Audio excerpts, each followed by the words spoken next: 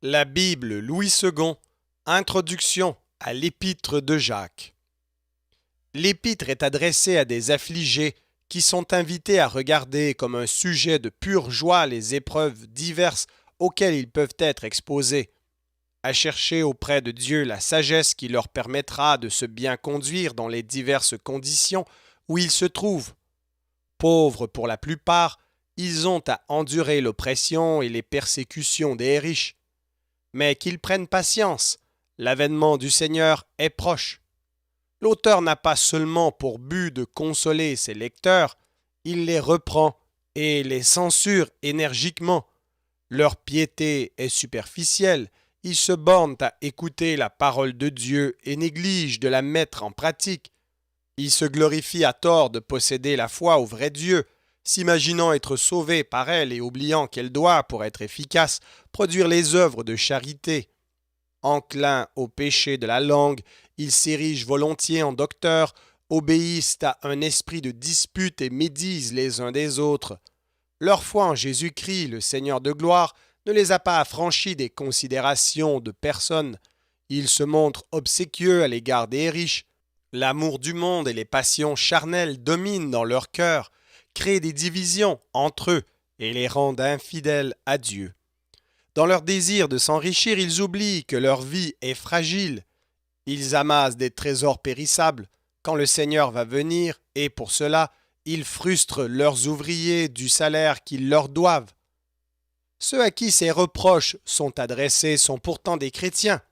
L'auteur se présente à eux comme un serviteur de Jésus-Christ. Il les appelle à maintes reprises ses frères et leur parle de leur foi en notre Seigneur Jésus-Christ glorifié. Il les exhorte à recevoir avec douceur la parole qui a été plantée en eux et leur dit que Dieu, parce qu'il l'a voulu, nous a enfantés par la parole de vérité. Ces expressions ne peuvent s'entendre que de la prédication de l'Évangile. Enfin, quand, dès le début, les lecteurs sont invités à regarder comme un sujet de pure joie les diverses épreuves auxquelles ils peuvent être exposés, la foi chrétienne est seule capable de produire en eux cette œuvre de la patience par laquelle ils seront parfaits et accomplis. Ces paroles sont adressées à tous ceux qui recevront la lettre. On a supposé à tort deux catégories de lecteurs, des chrétiens décidés, auxquels l'auteur rappelait leurs privilèges et apporterait des consolations, et des inconvertis qu'il reprendrait dans le langage sévère d'un prophète de l'Ancienne Alliance. Si l'on a trouvé que certains de ces blâmes ne pouvaient s'appliquer à des disciples de Jésus-Christ, on oubliait qu'il écrivait, très probablement, à des hommes convertis depuis peu, chez lesquels l'Évangile n'avait pas porté tous ses fruits et qui n'avaient pas encore dépouillé le vieil homme, le juif formé à l'école du pharisaïsme. La teneur générale de l'épître semble prouver, en effet, que ses destinataires étaient des judéo-chrétiens. Ils n'étaient encore que très imparfaitement séparés de leurs compatriotes au milieu desquels ils vivaient. Les riches qui les opprimaient sont des juifs non convertis, puisqu'ils blasphèment le nom de Jésus-Christ, et les tribunaux devant lesquels ils les traînent sont les tribunaux des synagogues. Enfin, le riche qui reçoit un accueil si flatteur dans la synagogue des chrétiens paraît être, d'après Jacques 2,5 et suivant, un personnage étranger à l'Église, venu par curiosité. Mêlés ainsi à leurs compatriotes, les nouveaux convertis subissaient encore leur influence. L'éducation qu'ils avaient reçue laissait leurs âmes marquées d'une empreinte difficile à effacer. Est-il étonnant qu'ils méritassent les reproches que Jésus faisait aux pharisiens et à leurs disciples? Ils se trouvaient encore à moitié chemin entre le judaïsme et le christianisme. Ils étaient double d'âme, selon l'énergique expression de l'auteur, soit dans leur foi hésitante et incapable de saisir la sagesse de Dieu, soit dans leur affection partagée entre Dieu et le monde. Jacques leur décrit pour les amener à plus de décision, à une vie chrétienne plus conséquente. Il les y engage par de brèves exhortations qu'il formule impérativement, sans les grouper suivant un plan rigoureux. Aucune épître du Nouveau Testament n'est aussi dépourvue d'exposés de doctrine. Même quand l'auteur parle du rapport de la foi et des œuvres, il ne formule pas une théorie de la justification. Il presse d'agir des chrétiens portés à négliger l'obéissance morale, la charité et à puiser dans leurs croyances une fausse sécurité. La personne et l'œuvre de Jésus-Christ ne tiennent aucune place dans ces exhortations. Aucun trait de sa vie n'est rappelé. Des hommes de l'Ancienne Alliance sont proposés en exemple. Le Saint-Esprit n'est pas nommé.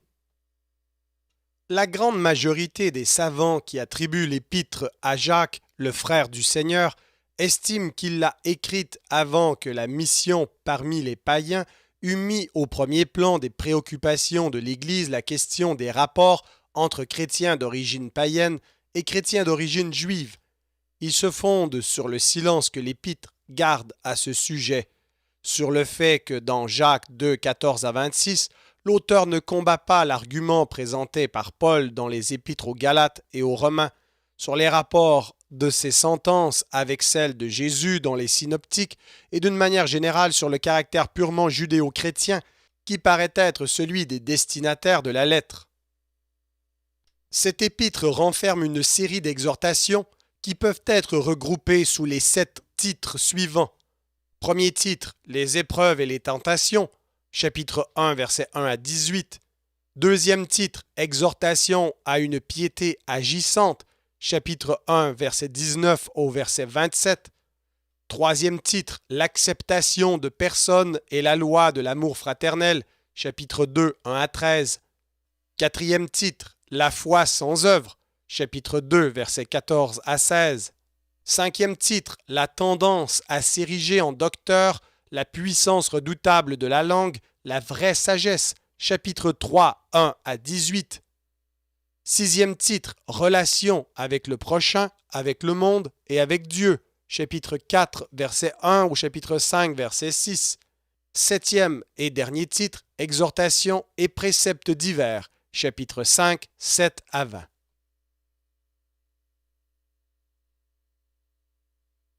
Épître de Jacques, chapitre 1.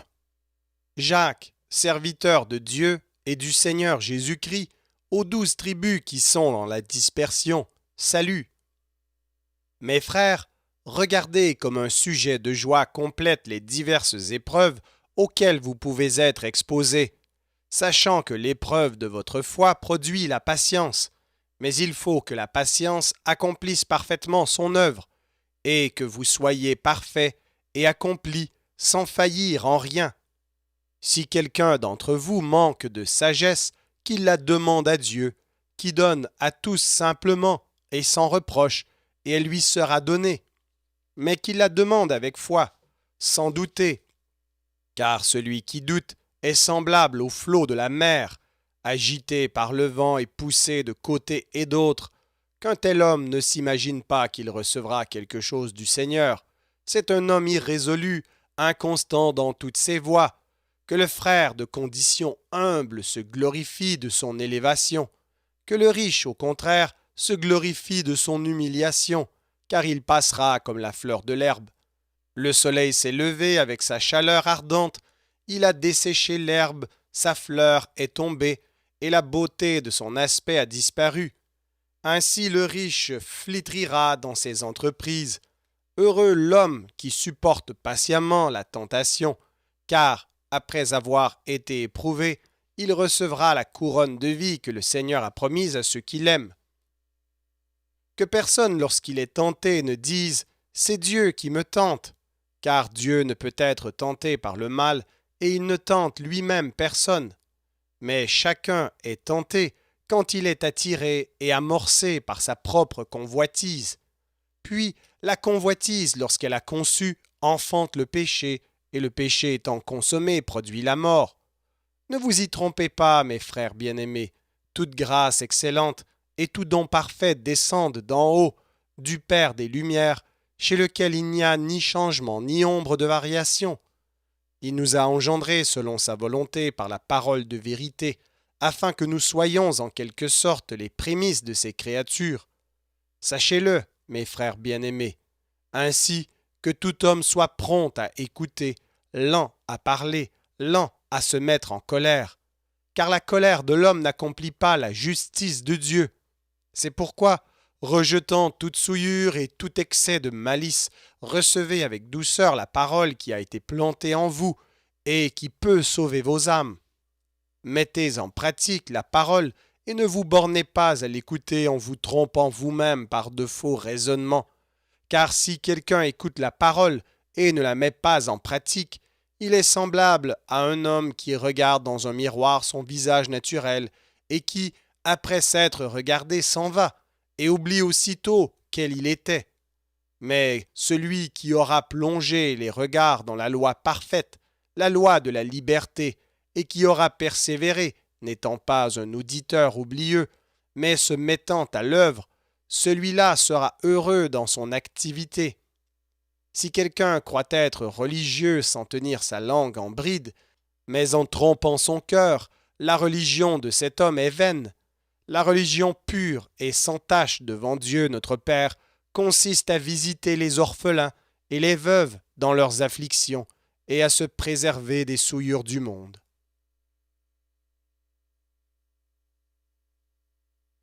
Épître de Jacques, chapitre 2.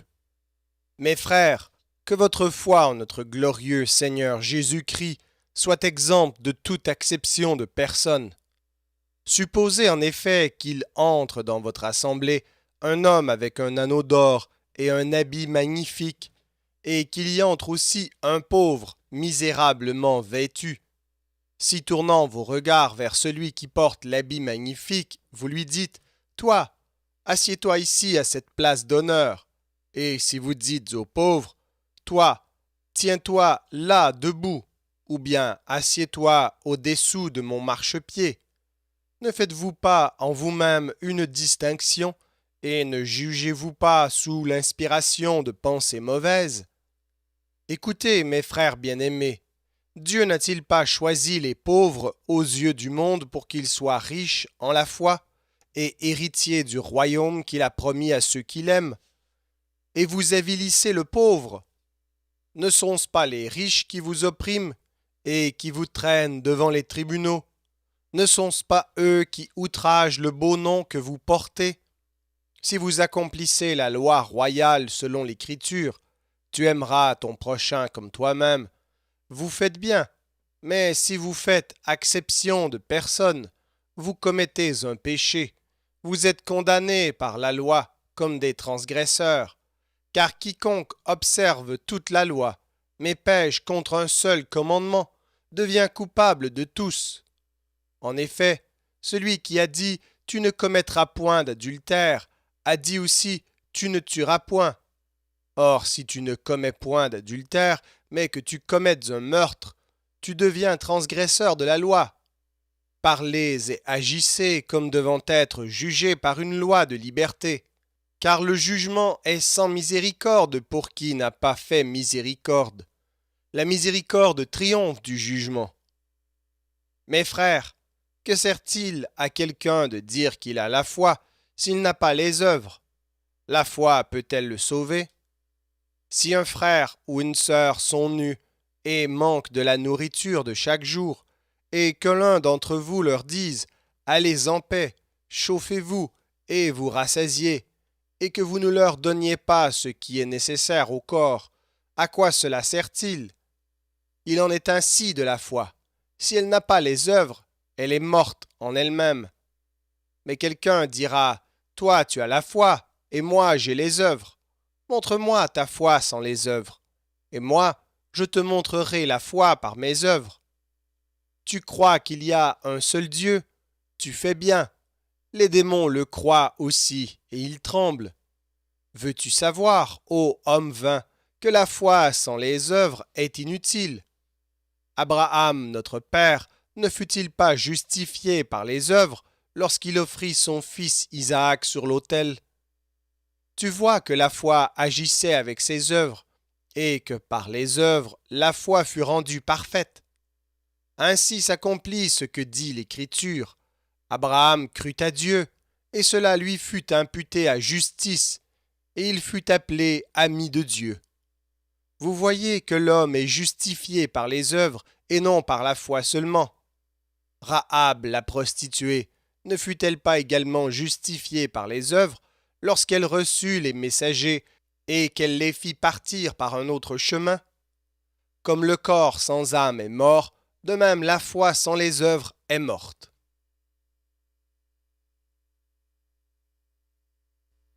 Épître de Jacques, chapitre 3. Mes frères, qu'il n'y ait pas parmi vous un grand nombre de personnes qui se mettent à enseigner, car vous savez que nous serons jugés plus sévèrement. Nous bronchons tous de plusieurs manières.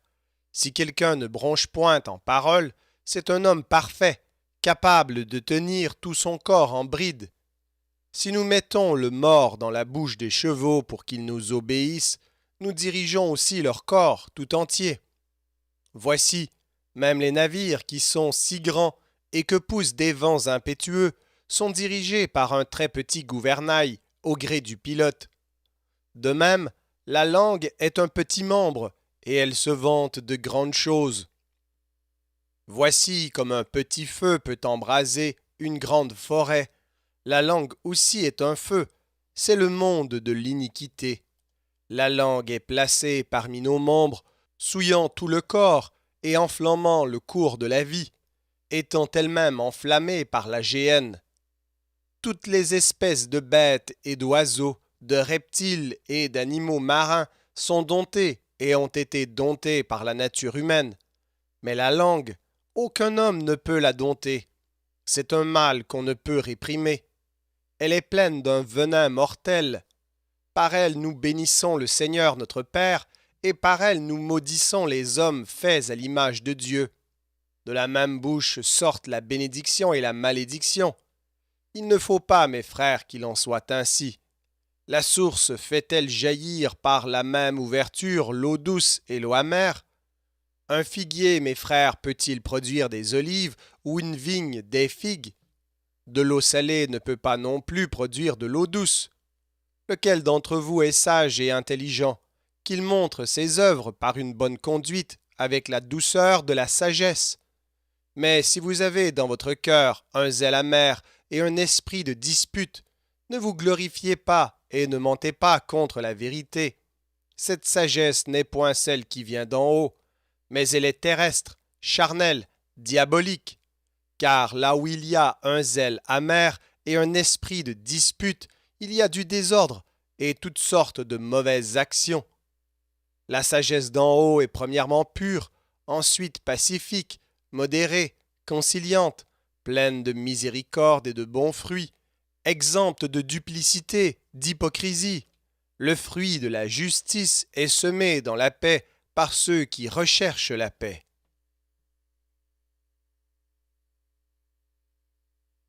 Épître de Jacques, chapitre 4. D'où viennent les luttes et d'où viennent les querelles parmi vous? N'est-ce pas de vos passions qui combattent dans vos membres? Vous convoitez et vous ne possédez pas. Vous êtes meurtriers et envieux et vous ne pouvez pas obtenir. Vous avez des querelles et des luttes et vous ne possédez pas parce que vous ne demandez pas.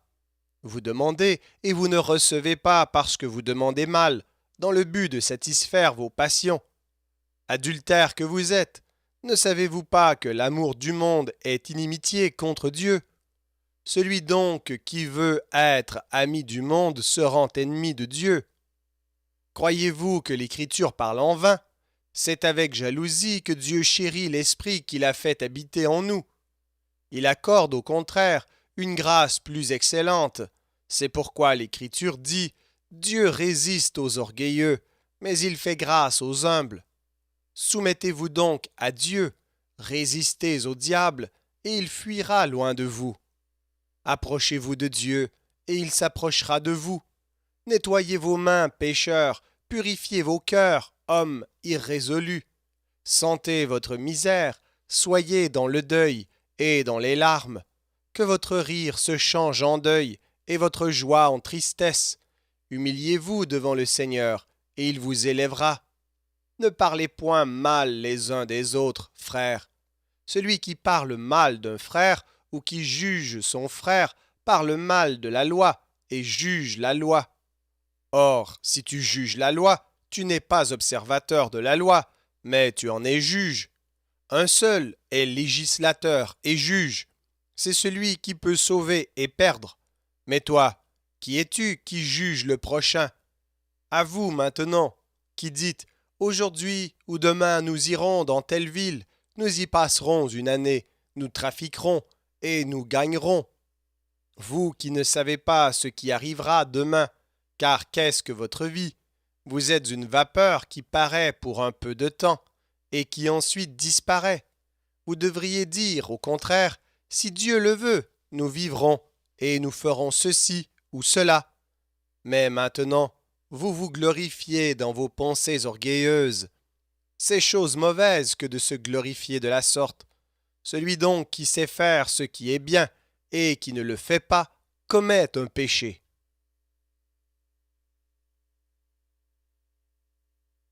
Épître de Jacques, chapitre 5. À vous maintenant, riches, pleurez et gémissez à cause des malheurs qui viendront sur vous. Vos richesses sont pourries et vos vêtements sont rongés par les teignes.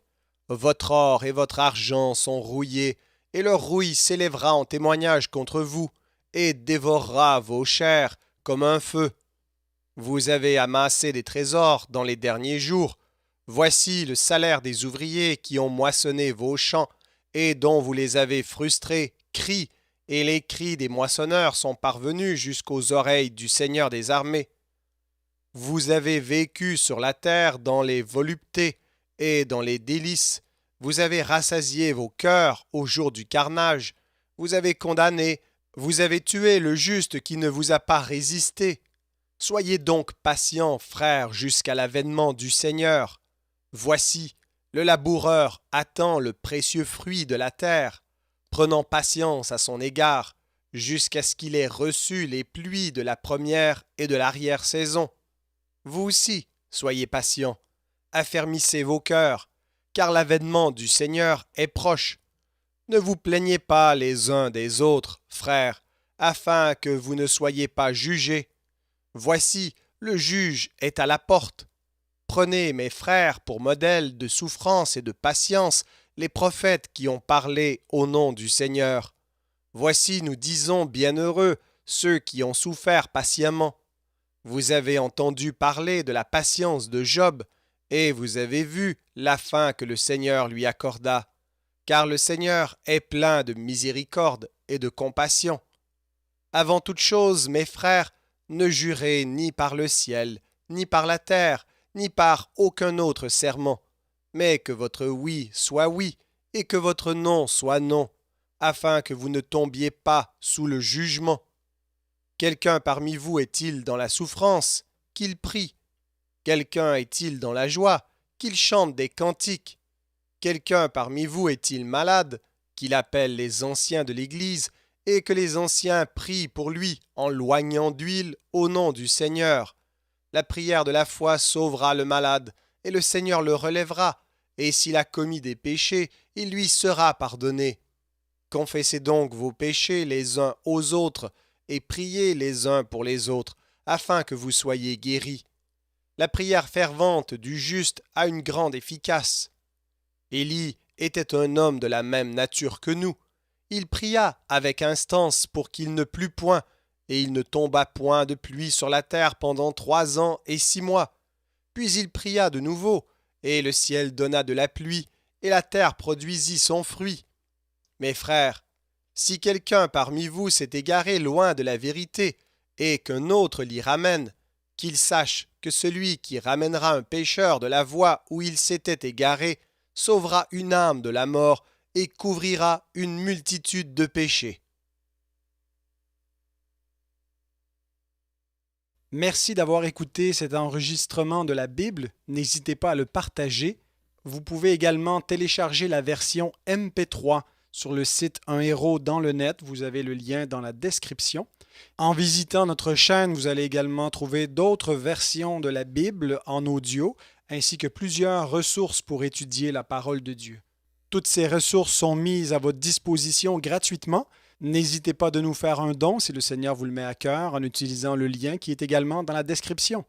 Merci encore et que Dieu vous bénisse.